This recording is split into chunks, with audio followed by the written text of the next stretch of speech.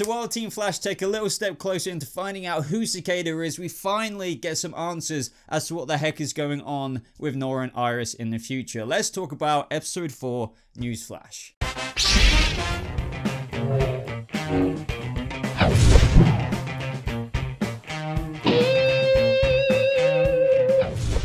What is up, speedsters? Welcome to my review for episode 4 of The Flash season 5, and that was titled Newsflash. Now this episode was a lot better than what I was expecting. Just going from the preview of this week's episode last week, I remember saying in my trailer breakdown I was just a little bit apprehensive of it being filler, just judging by what they showed in the trailer. It just seemed like, okay, meta team of the week kind of thing. Are we really going to get much main plot development, especially after that episode with the death of Vibe was so good? I thought maybe it's time to kind of hit an average episode. And whilst this episode wasn't, I feel like, on the death of Vibe levels, in terms of like, you know, drama, like plot and stuff like that, it was still well above like average, like way above that.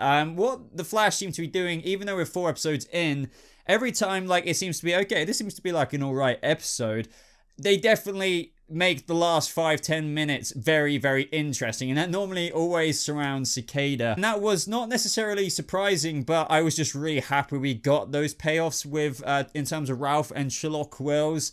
But we also, what I was looking forward to very much so of this episode is what the heck was going on with Iris and Nora. But we'll get into that in just a moment. But if you want to see more Flash videos just like this, guys, be sure to subscribe to the channel for more like weekly Flash reviews and trailer breakdowns. And go ahead and like this video if you really enjoyed this week's episode. Also, a few hours from now, and it should be in the cards above, might not be if you're watching this when it comes out straight away, but the trailer breakdown for next week's episode should be right up there. Now, I really liked that beginning of the episode. It was super cool. I love whenever the Flash does anything like this, that where it casts, you know, a different eye or a different angle onto an event that we were familiar with, you know, and in this case, it was the age of enlightenment, that night of enlightenment, which DeVoe, obviously, where, you know, Barry and Nora rushed in and stopped the satellite. That was really cool seeing that. Just the way this was filmed, obviously, it was like on Spencer's like phone or whatever it was. She was like vlogging, if you will. Lumps of satellite coming down, people probably getting killed or like seriously injured.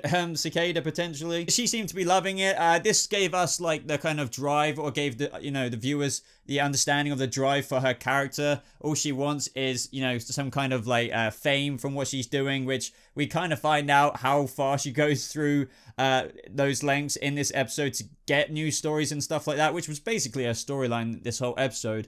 But yeah, that's how we knew she met Nora as well beforehand. Then right after that, we saw Nora, from what we knew last episode, she was moving in the loft with Barry and Iris. And we saw, I just kind of felt sorry for Iris once again. It was a funny scene as well. But Iris, you know, struggling to kind of make breakfast. But you know, she's just trying to put that much effort in because there's this disrupted kind of connection between her and her daughter, and she doesn't know what the hell why. I've been wondering, you've probably been wondering what the heck that is from the preview of this week's episode, so I was just itching to find that out. We got our excuse in Star Labs as to where Cisco is. I mean, I guess it's fair play enough. He was laying low because, you know, the whole death of Vibe thing at his parents' house, whilst he heals up as well. But what I have to say is that Sherloque Wells, and mainly Ralph, was definitely one of the highlights of the episode for me. Now, if you've been watching my reviews on this channel since episode 1, you will know, and maybe some of my season 4 reviews, you will know that I'm a fan of this version of Ralph Dibny, not the kind of forced humor one they gave us in season 4.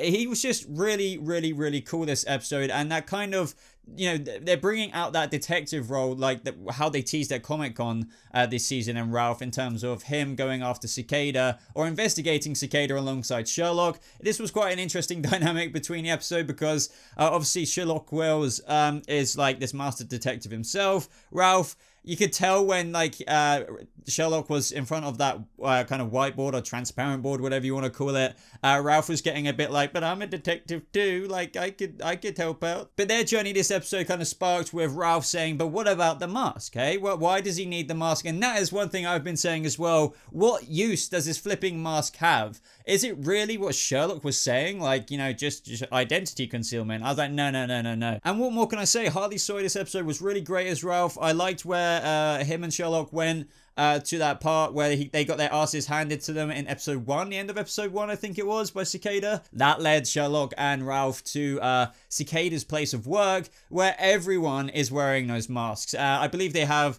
one in Keystone City, 2 in Central City, basically thousands of employees. I felt sorry for Ralph when they were talking about the meme. He just wants to like feel like, I guess, how the Flash feels or like Vibe feels.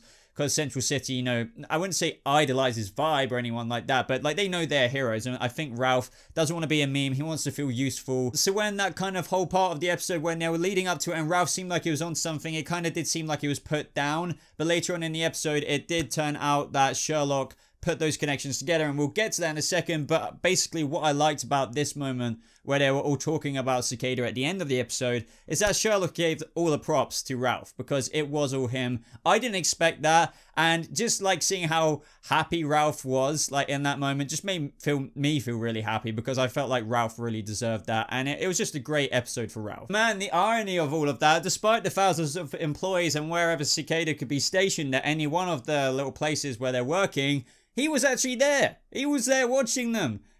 Right there. Now, this is what I was worried about, the whole fillery thing. It's just like a fear of like, I wouldn't have been annoyed massively if this was fillery at all. It's just more the fact that the Flash is doing so well this season. I was like, oh man, are we really gonna get a slower episode?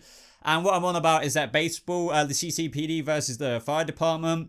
That I was absolutely fine with this. It was very, very quick. It was even funny. They're not oversaturating us with stuff like this season. So any stuff like this in short bursts is so welcome, even for other characters. I normally used to say leave the humor to Cisco and Harry, kind of, or one of the Wellses. But they've now balanced it out where even if you're giving it to other people like Iris, like in the loft, or Barry sucking at baseball, softball, whatever, it wasn't too much. And I really enjoyed moments like this. And this is where we got our introduction again into Spencer Young, aka Spin, basically orchestrating that moment where the guy, one of the CCPD officers, I believe, goes in with a bomb, doesn't even know what he's doing. Nora doesn't even remember saving the day, and the article was published literally, I think, around the same time it would just happen. There's this one moment where Barry goes to freaking Las Vegas, which was pretty funny as well. And I don't know if one of you guys know whereabouts Central City is in terms of Las Vegas, but can you work out how long it took Barry to run there? I would love to know that down in the comments below. I liked how Nora got like another heroic moment through learning how to do the twin vacuums, a thing that we've seen Barry do so many times, whether it's to put out fires, whether it's to save Kid Flash falling from a flipping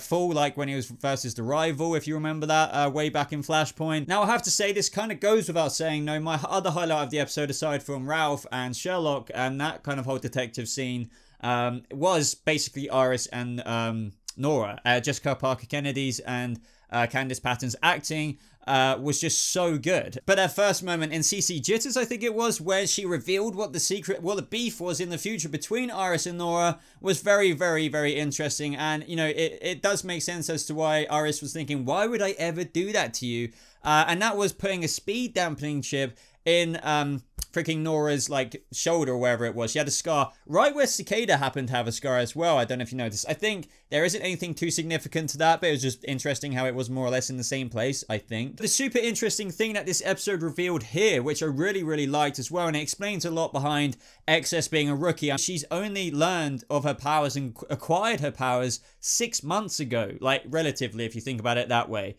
which is super fascinating because she's Central City's protector in the future, but she must be obviously quite a bad one because we know how rookie she is at the minute. And anyway, this explains her rookiness. But it was just a really powerful moment, and it did make you think, why did Iris do this? It's kind of self-explanatory. Like, we don't know the exact reason, not even by the end of the episode. But I feel self-explanatory in the sense that maybe because of the whole Barry goes missing thing, she thought, okay, Speed Force, adding it up, no Speed Force. Nora will be safer probably without the Speed Force, not get herself into problems. Barry, look how amazing he was as the Flash. Arguably the best speedster ever, but he still managed to go missing in Crisis. So Iris probably had a meltdown in the future thinking, look, at the risks worth the benefits. Knowing my daughter might hate me one day, I want to keep her safe. Now, of course, we need to talk about that last story that's been attempted to do with Nora versus Barry. XS kills the Flash or whatever. You know, really cool kind of deja vu to the Reverse Flash versus Flash back in season 1 in that stadium. I mentioned this when we saw this in a trailer breakdown anyway. But what I loved about this whole scene is, even though it's predictable, you know, as, oh yeah, Nora will be fine or whatever. I mean, I didn't predict that Iris would be the one to stop her. But it was kind of, you know, interesting if you compare that to speed dampening kind of chip that she put in Nora to stop her speed in the future throughout her life. Then she just stopped her from killing Barry. That was kind of an interesting link, but I loved the effects in this scene. They used a lot of them. I loved when freaking Nora jumped and then like glided down and Barry was like crawling against the floor away from her. Coming towards the end of the review now, we learned that Cicada's lungs are damaged. Who could have guessed? I mean, I couldn't have definitively have said that, of course, because we didn't know till we knew. But this is that moment I was mentioning earlier where Sherloque Wells gave that kind of kudos to Ralph for his investigation skills to the mask. And we learned that historically that, you know, there's always been an event that causes David Hirsch to become Cicada, but not this time because obviously it wasn't David Hirsch. And we know that this Cicada is here because Nora stopped the satellite and supposedly the projectiles from that satellite with her interruption hit somebody else, and it happened to hit the wrong, worst guy it could have hit, I guess. Now, the way they explained that Cicada has his powers and stuff like that, and the dark matter of the satellite was just literally that the dark matter was flooded with satellite because that's what DeVoe was all about. No surprise there at all, to be honest. I wouldn't say it's underwhelming. Maybe it's just because the fandom just figured it out and we've known it since forever ago. But the really cool thing about this, which, you know, I didn't actually think about properly, despite, you know, the dagger being flooded with dark matter, which we've all figured out for quite a while now, is that, of course, just like what we saw at the beginning of the episode, that there is now meta tech. Like, that is mad, because quite literally metahuman abilities can be in the hands of anyone now. Like, you could quite literally animate a freaking dinosaur with dark matter, and God knows what that might do. Now, as I mentioned earlier as well, I have to talk about that scene when Iris said, oh yeah, I'm sorry about suppressing your powers. I was like, oh, and she was like, yeah, I'm not talking about at the stadium. I'm talking about in the future, but because I'm sure I had a good reason. She really